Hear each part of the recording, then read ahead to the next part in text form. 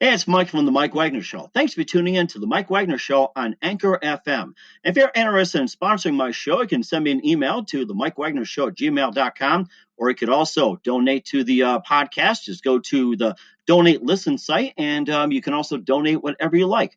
Anchor is the easiest way to make a podcast. For those who are interested, Anchor can give you everything you need in one place for free, which you can use right from your phone or computer. We got creation tools, allows you to record and edit podcasts so it sounds great, and they'll distribute the podcast for you so it can be heard everywhere. Spotify, Apple, Google, many more. And you can make money from the podcast with no minimum listenership. So download the Anchor app for free or go to Anchor FM to get started. It's now time for the Mike Wagner Show, powered by Sonic Web Studios. Visit online at sonicwebstudios.com for all your needs. The Mike Wagner Show can be heard on Spreaker, Spotify, iHeartRadio, YouTube, iTunes, Anchor FM, Radio Public, and the MikeWagnerShow.com. Mike brings you great guests and interesting people from all across the globe. So sit back, relax, and enjoy another great episode of the Mike Wagner Show.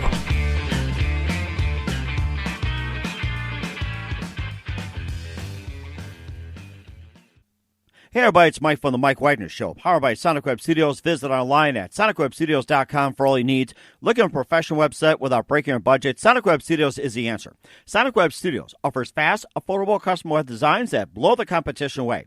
Call today at 1-800-303-3960. That's 1-800-303-3960. Or email to support@sonicwebstudios.com. Mention the Mike Wagner Show, get 10% off your first order. Sonic Web Studios, take your image to the next level. Also, the Mike Wagner Show can be heard on the MikeWagnerShow.com. You can check our Facebook page at Facebook.com/The Mike Wagner Show. You can download and listen on Facebook, SoundCloud, Spreaker, Spotify, and iHeartRadio. Also on Anchor FM, Radio Public, iTunes, Google Play, Apple, Stitcher, Deezer, and more. Take the Mike Wagner Show with you on any mobile device. Subscribe to the Mike Wagner Show on the YouTube channel. Also follow the Mike Wagner Show on Instagram and Twitter today.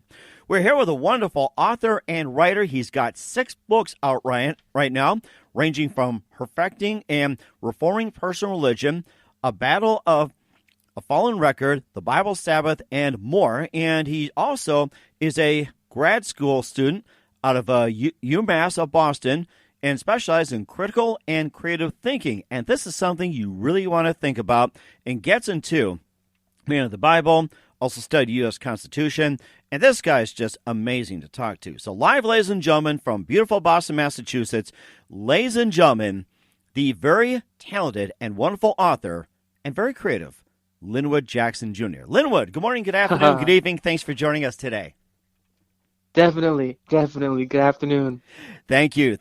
And you're an author of, quite a number of books, and you've got some out right now on Amazon as well. It's Perfecting and Reforming Personal Religion, Heaven's Genuine and Counterfeit Ministry, and you also have A Fallen Record, A Fallen Record, Christian Transgression, Battle of Hosts, The Controversy of the Sixth Seal. These are on Amazon, by the way, and also you have an upcoming as well, too, which the most recent, The Bible Sabbath, and you study U.S. Constitution, and you also are going to grad school in creative and critical thinking. And before we get into all that, tell us how exactly you got started. I definitely got started with my own self, just trying to understand how do I navigate me in this world. I graduated college and just definitely wasn't prepared, not for life, but for myself engaging with life. And so, I just sat down one day and going through definitely a lot, wondering what was going on with me. I really didn't have I didn't really trust the guidance around me, so wasn't really raised religiously, but, still have that kind of background inside of you.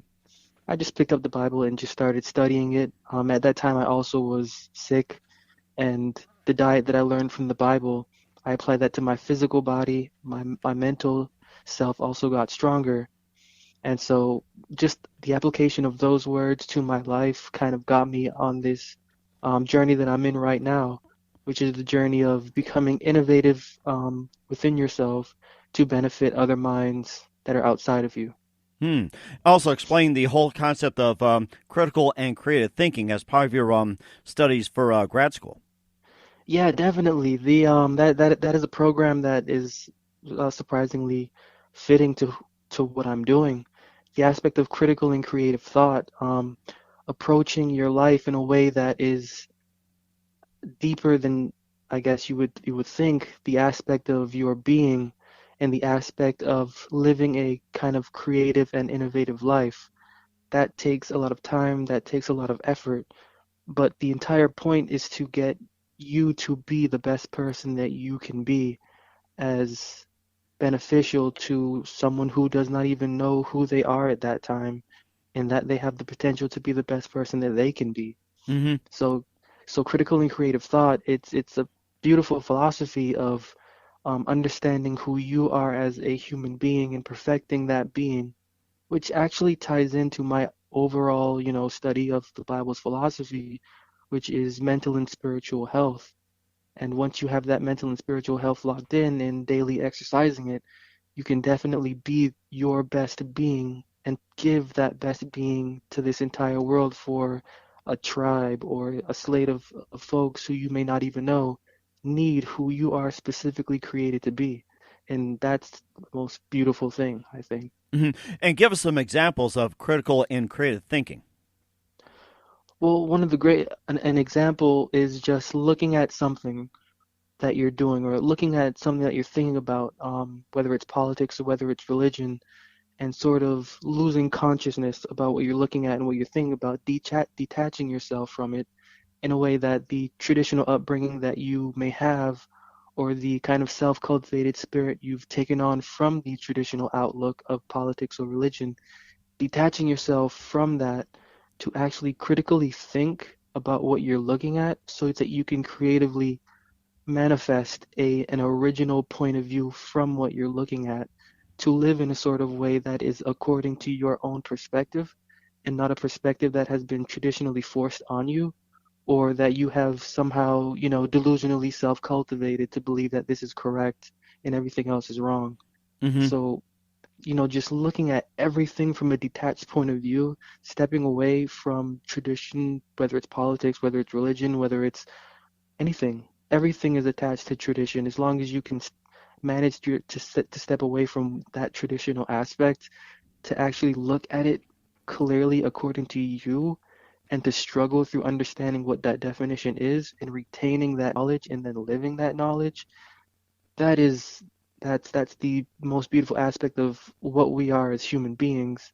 And I try to get that out. And when I read or when I speak, anybody that's listening, or a gathering, just to step away from traditional aspects to get true knowledge for a good, true opinion for belief to live by.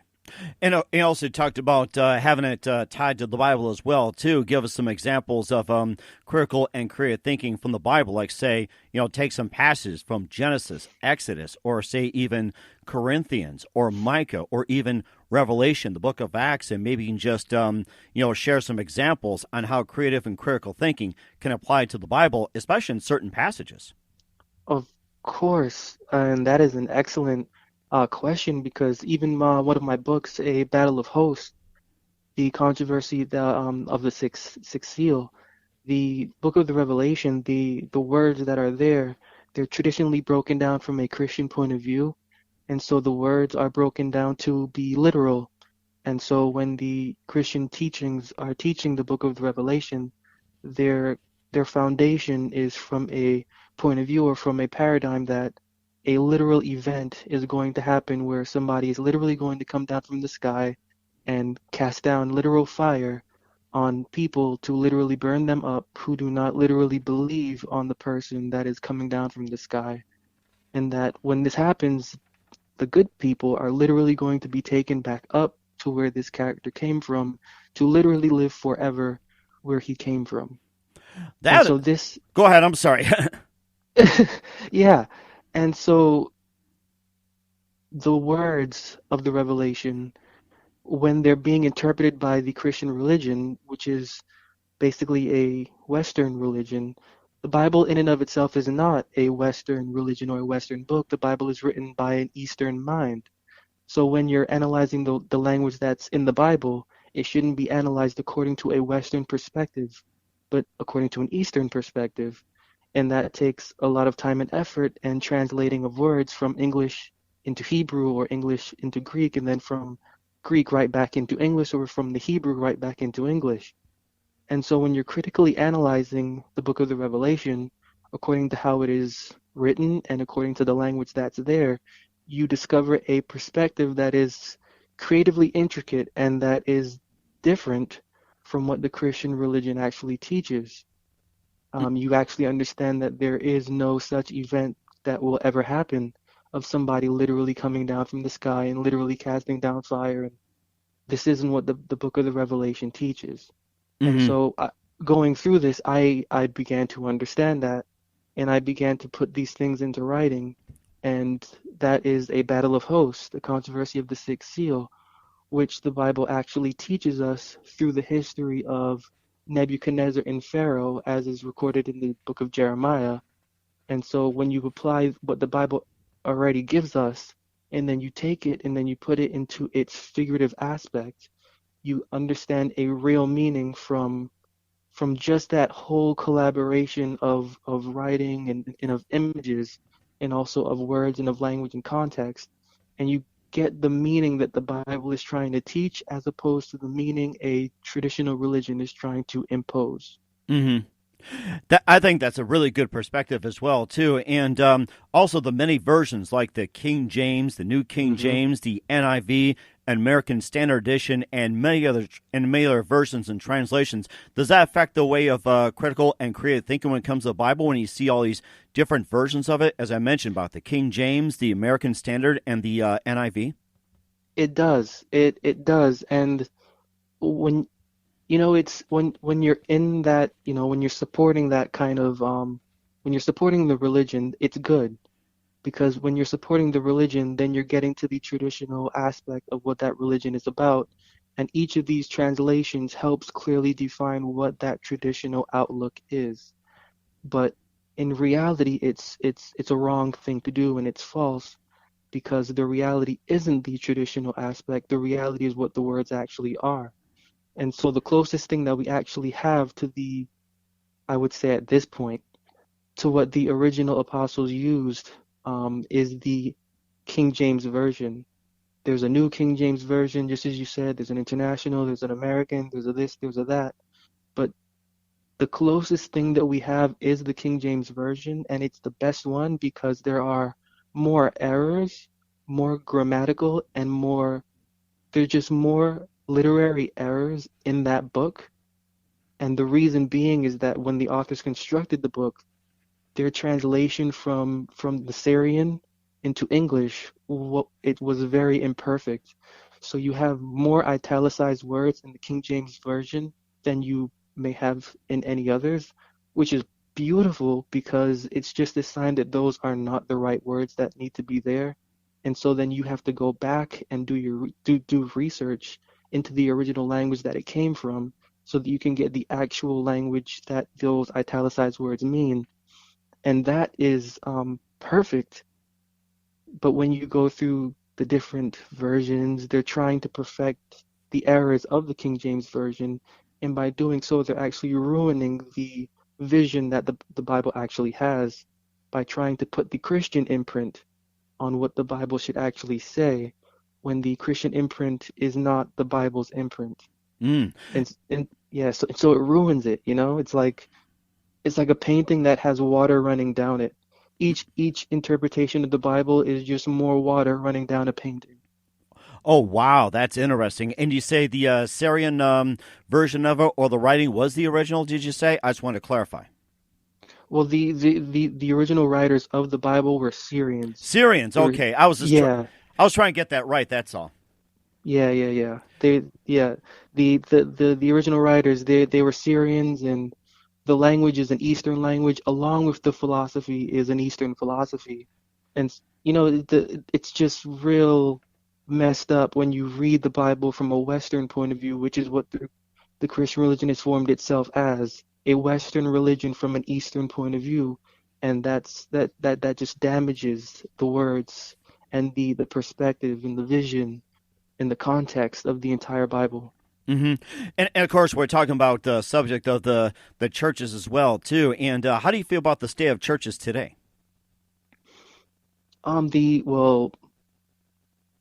Depends on the language, If you're going to get what you pay for.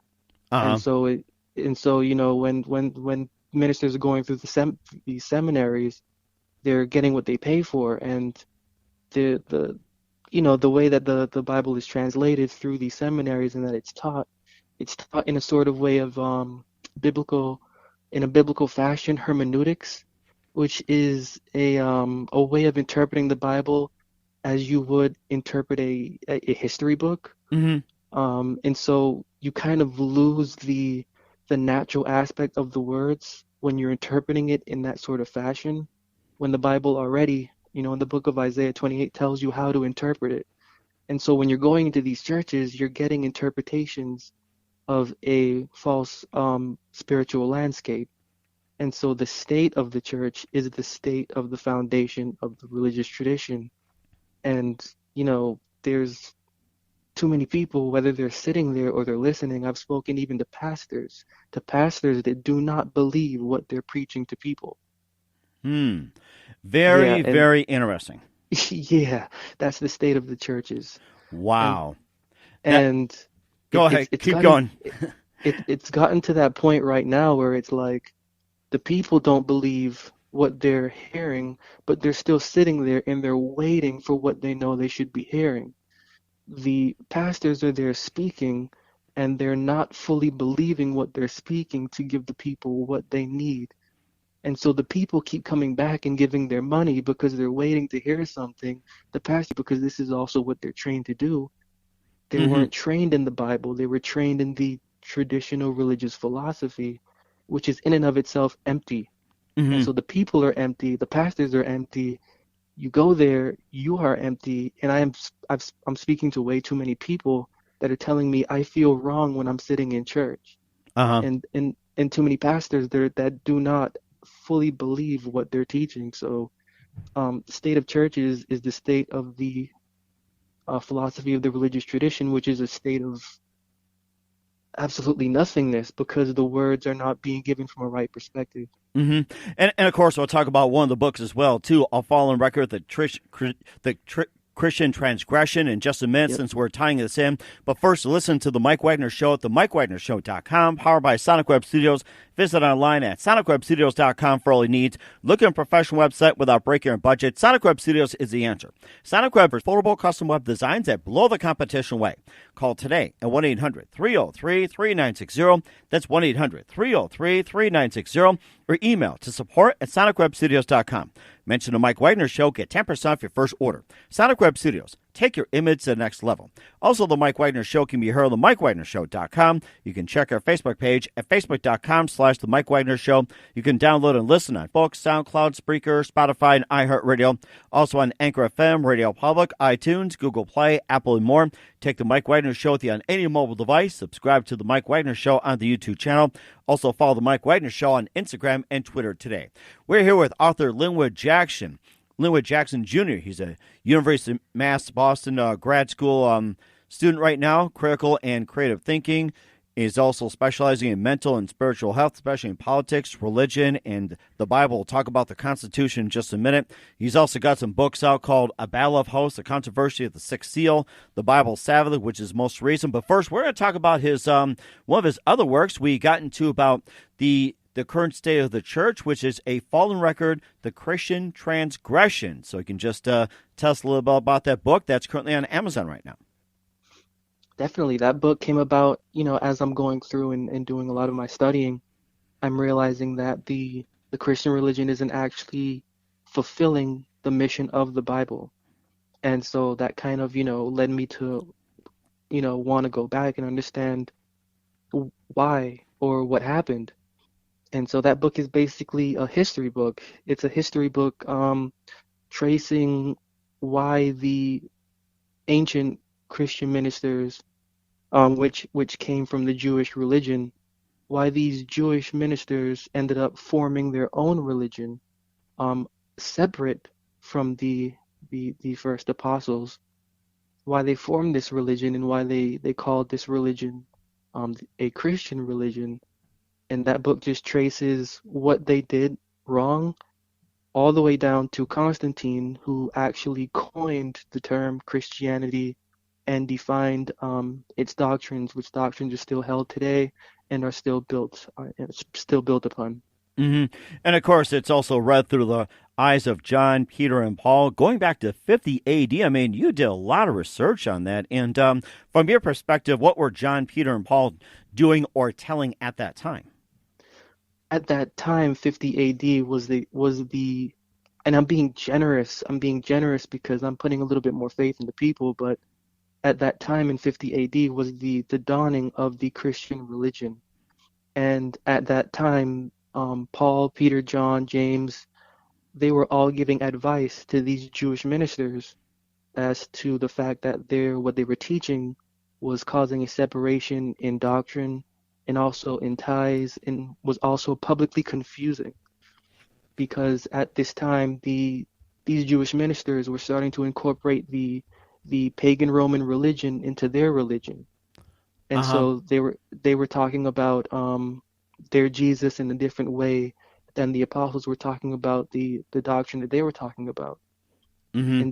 And it was basically an edge of popularity, but also an edge of, doctrinal delusion, everything combined with the times.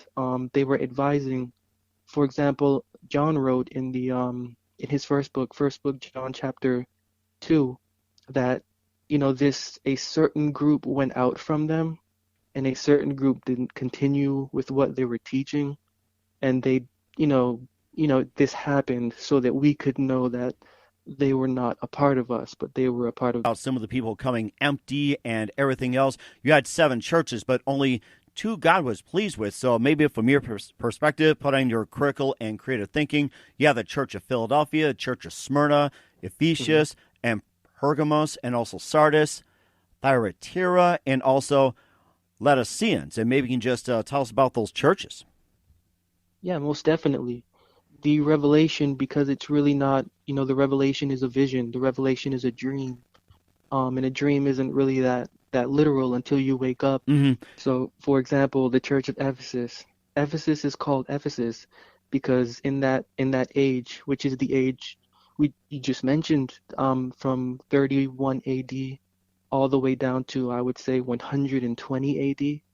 In that first age, it's called Ephesus because the Ephesians were worshippers, we're told in the book of Acts, of a goddess called Diana and also the son of Jupiter. And this church is called Ephesus because at this time, Jewish ministers, they were combining their religion with the religion of Asia. And of Asia later became the place where Constantinople actually was after Constantine created the Christian religion. Mm-hmm. And of course, the Greek and the Jewish religion, Zeus is Jupiter, Jupiter is Zeus, Apollo is Apollo. Today we call the goddess Diana Mary. Today the son of Jupiter is called Jesus.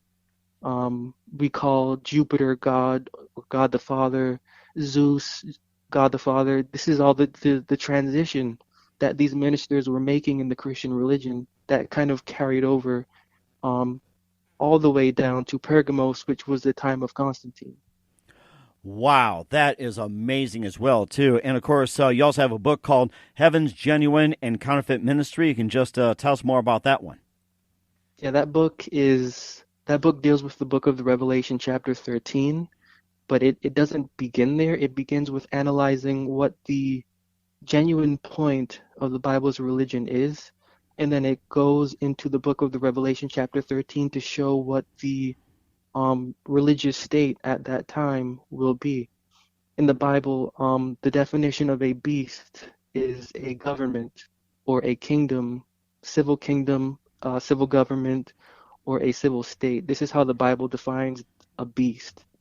And in Revelation 13, there is a beast that comes up, with 2 horns. In this book, I analyze lightly, like as an introductory, what this means for the genuine religion of the competition way. Call today at 1-800-303-3960. That's 1-800-303-3960. Or email to support@sonicwebstudios.com. Mention the Mike Wagner Show. Get 10% off your first order. Sonic Web Studios. Take your image to the next level. Also, the Mike Wagner Show can be heard on the MikeWagnerShow.com. You can check our Facebook page, also on Anchor FM, Radio Public, iTunes, Google Play, Apple, and more. Take the Mike Wagner Show with you on any mobile device. Subscribe to the Mike Wagner Show on the YouTube channel. Also, follow the Mike Wagner Show on Instagram and Twitter today. We're here with author Linwood Jackson Jr. out of Boston, Massachusetts, going to grad school for critical and creative thinking. We talked about the Bible and talked about a few of his books, and focusing on mental and spiritual health, we have one of the books called Perfecting and Reforming Personal Religions, available on Amazon. And tell us all about that book. That book is about you going through your spiritual journey in a way that can benefit your physical body. And this book came about through me, through my own injury that I suffered. I damaged my body, and this caused me to wonder or to question my own self as to why I would rather choose to abuse my own self instead of thinking about something better to do to help myself. And so I ended up studying the philosophy that is in the Bible, learning the definition of love as it's taught by those words and by the illustrations that it gives.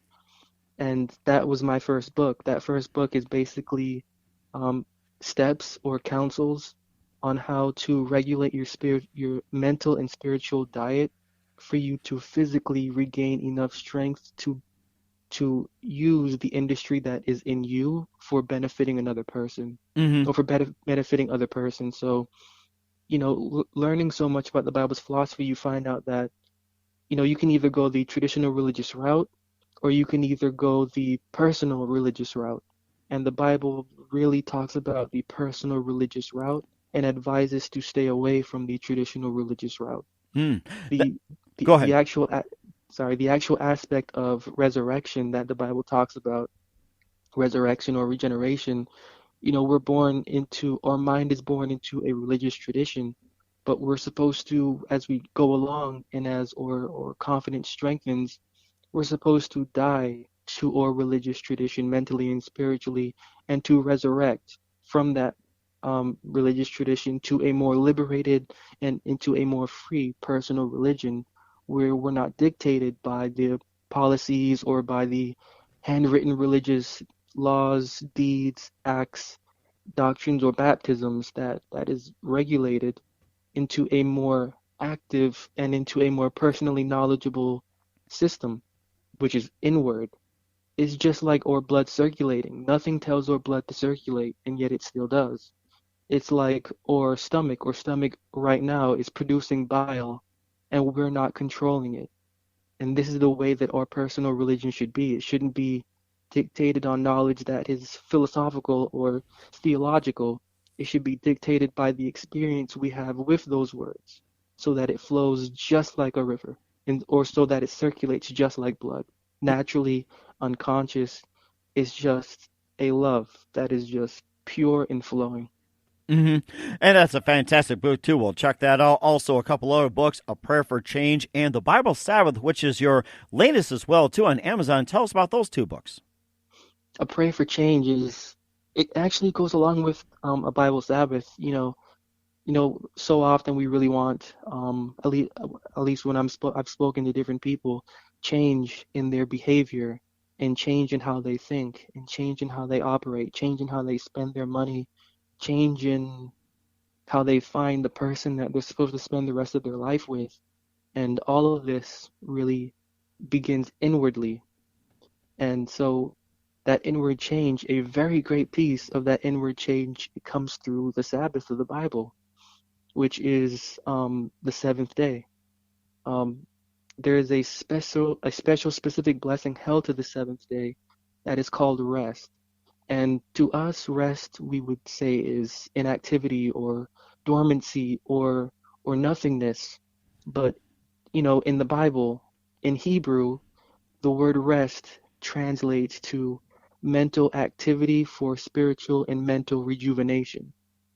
And so the Bible Sabbath is really a mentally active period of time where you're going through the words of the Bible to retain a better understanding of them, to apply to your mind, so that you can carry it with you when you go throughout the days of the week to grow mentally and spiritually and inwardly.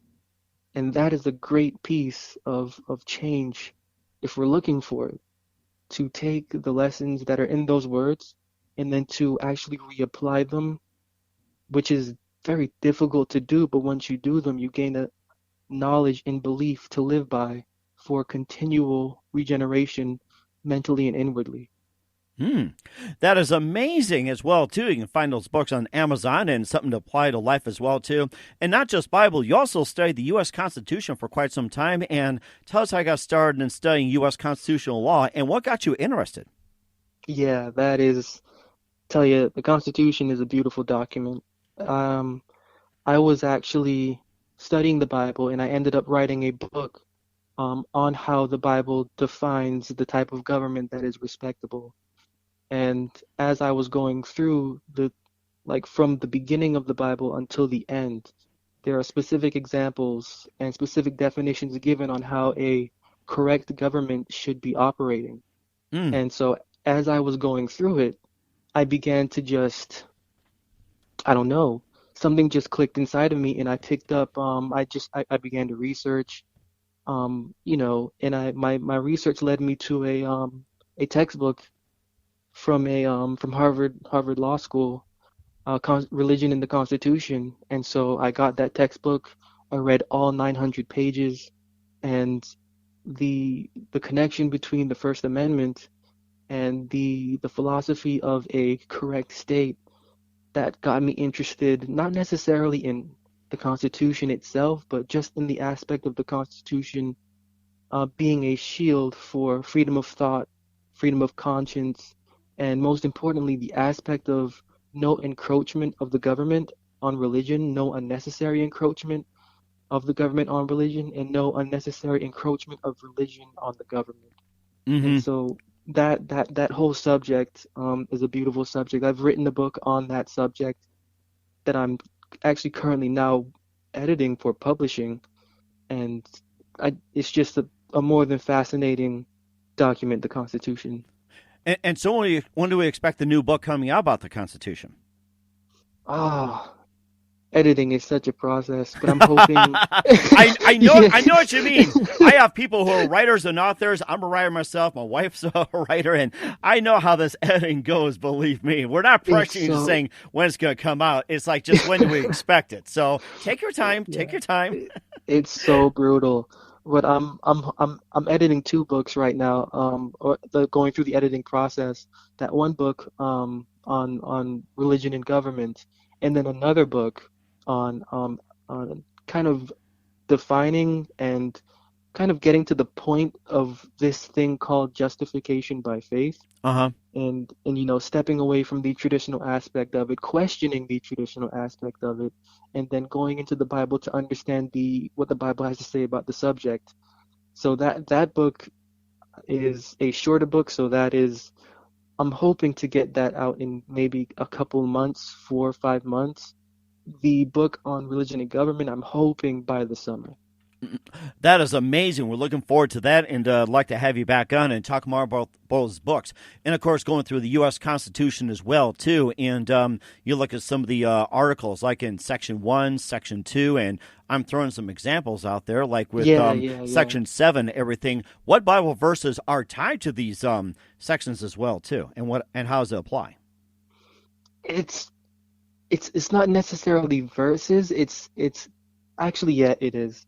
But it's more looking at the aspects of the ancient records of, for example, in First Kings and in Second Kings, how for example Solomon handled the query between these 2 women fighting over a child.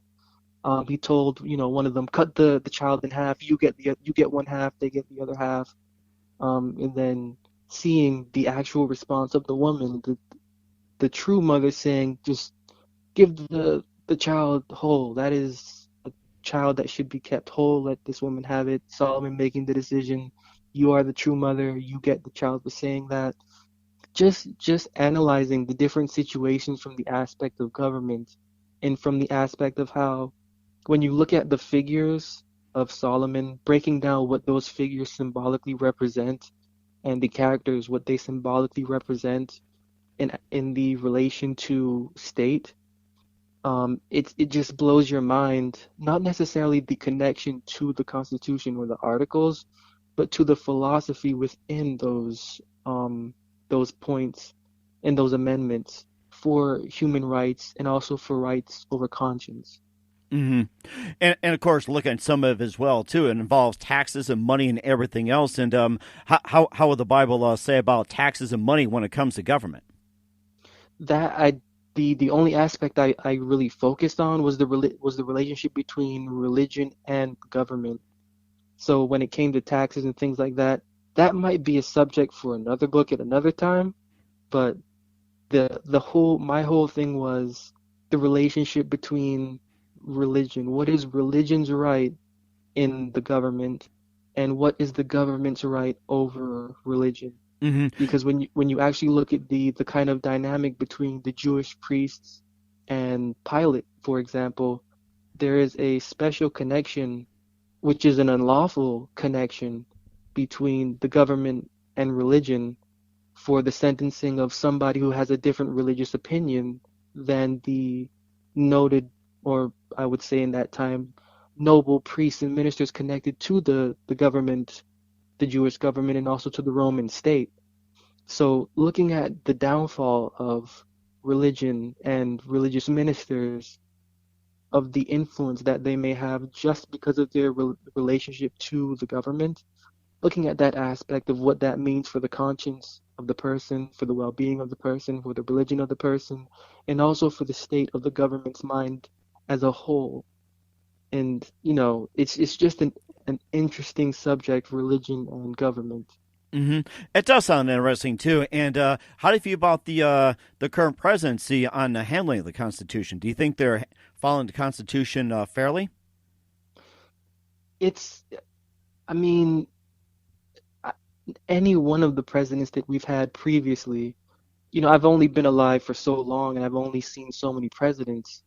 Um, Beginning, born 1990, so I've only seen so many presidents, and ever since I've come along, I would say that they've really not kept the Constitution as it is. It's probably because the United States is really a business, and the language that is used when defining the Constitution, ever since like the or state or the United States was given over to bankers and became that sort of banking institution instead of a free nation as it was prior to, what was it, 1915 or 19 prior to the 1900s. Hmm.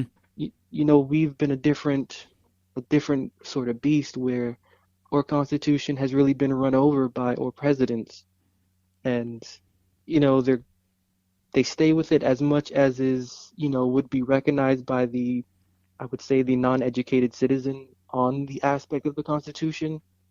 Hmm. But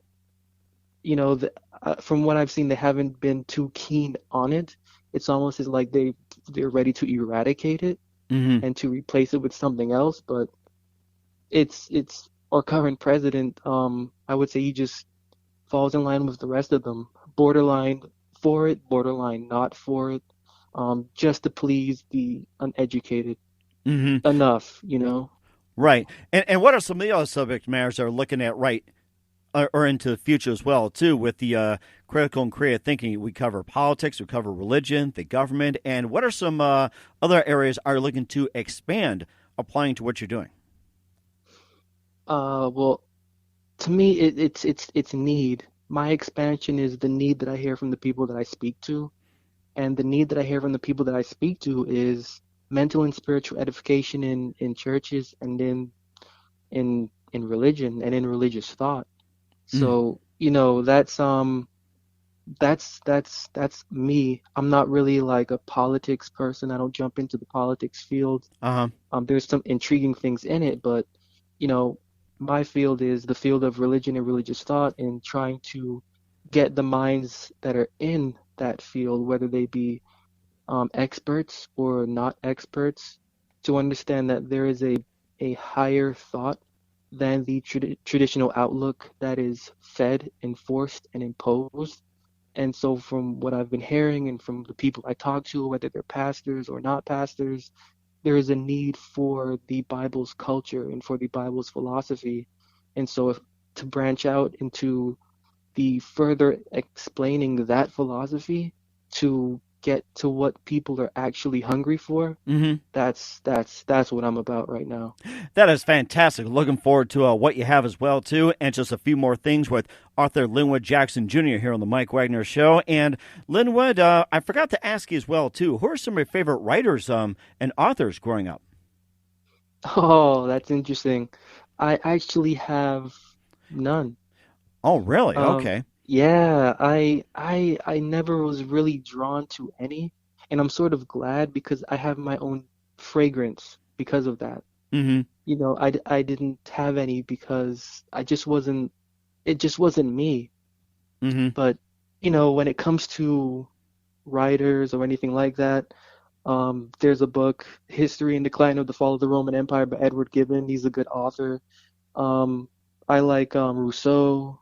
I reading a book, The Structure of the Scientific Revolutions by Thomas Kuhn. Like it's not necessarily the writer, it's the content that I'm more about when I go through anything literary.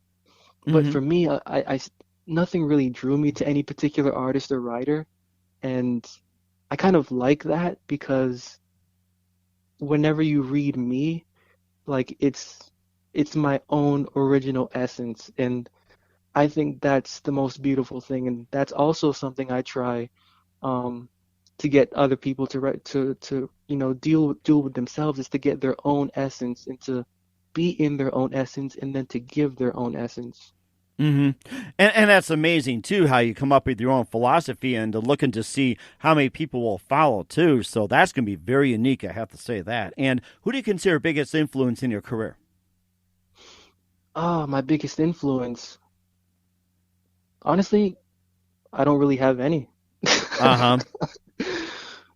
I'm sort of like paving a way. I listen to different people, I listen to different interviews, for example, Kobe Bryant or Conor McGregor. I listen to different interviews from different people that are going and that are blazing a path that has never been walked before. Mm-hmm. And so I really don't have anyone because there's actually no one that I can even think of that has ever taken the philosophy of the Bible and has done anything with it. Think back to to the Reformation. You think back to Martin Luther or to Calvin, but these people, they were basically bickering about the Catholic religion. They weren't actually trying to get to the Bible's philosophy. They were trying to enforce what they thought the Catholic religion should be, not what the Bible was. So you can even go back before Martin Luther to a little tribe called the Waldenses Mm. that actually thought to do, what the Bible did, and they taught what the Bible taught, but there's really no one that has ever stepped away from the air of religious tradition to breathe in fresh air of it, to give that fresh air. It's always been this aspect of the Christian religion that's taught in a new philosophical way.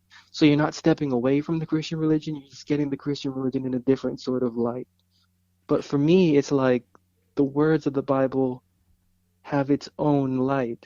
And that light, as I'm studying it and as I'm writing about it, it's not the light of any sort of Christian philosophy, any sort of theological theory that exists. And so, like, I would say the only influence I can say is Paul. Um, Paul or the one that they called Jesus, Mm-hmm. because the specifically these people, Paul and the one that they call Jesus, they're not actually the characters that the Christian religion teaches about. They're different characters in the Bible than in the religious tradition. So it's like it's pretty interesting who their persons are in the Bible as opposed to who we are traditionally supposed to believe them to be. So I would say I guess those would be my two main influences, those two ministers. That's fantastic. And, just following them as well, too. It's a great idea. And what's the best advice you can give to anybody at this point? The best advice I could possibly give to anyone um Take your pick. about the I would say empathy. Um, one of the problems that the Christian religion has is that it doesn't teach enough about true mental and spiritual empathy. Rather, you are seen as empathetic through acts, through what you do through your body, and which is completely false. Uh-huh. Empathy should originate not from what you think is right and not what you think will look right and not what you think will get you the commendation of some God because it is right. True empathy comes from mental and spiritual motivation and health, Mm-hmm. which is why I completely stress the development and cultivation of the personal religion, because when the heart is educated and when the mind is informed, not just of what the words of the Bible are saying, but how we relate to those words and how we are our own individual person to be born through those words, we can actually become charitable in a very, very great way that is dynamic, that is innovative, and that is, conducive to who we are, to let other people know that they can be who they are and that they can inspire also. That is amazing as well, too. And once again, Linwood, would like to thank you for your time. You've been fantastic. Author Linwood Jackson Jr. here on the Mike Wagner Show. And before we go, Linwood, would like to have you back sometime soon as well, too. What are some of your upcoming projects? What's your website? How do people contact you? And where can people purchase your books? Yeah, you can purchase my books on Amazon.com. You can go to my website, linwoodjacksonjr.com, or you know what? Even just shoot me an email. It's linwoodjackson@hotmail.com. Shoot me an email. I love hearing from everybody, and I love hearing from anybody. So shoot me an email. I will be there to respond and have a dialogue with you over any kind of matter, light, not light, funny, not funny. I love it. Oh, that's great as well, too. Look for one from me as well, too. Linwood, just want to say a big thank you for your time. You've been fantastic, very inspirational, and looking forward to having you on back soon. And do us a favor, keep us updated. Love you have on again very soon, 2020. Definitely. Thanks for listening to the Mike Wagner Show, powered by Sonic Web Studios. Visit online at sonicwebstudios.com for all your needs. The Mike Wagner Show can be heard on Spreaker, Spotify, iHeartRadio, iTunes, YouTube, Anchor FM, Radio Public, and themikewagnershow.com. Please support our program with your donations at themikewagnershow.com. Join us again next time for another great episode of The Mike Wagner Show.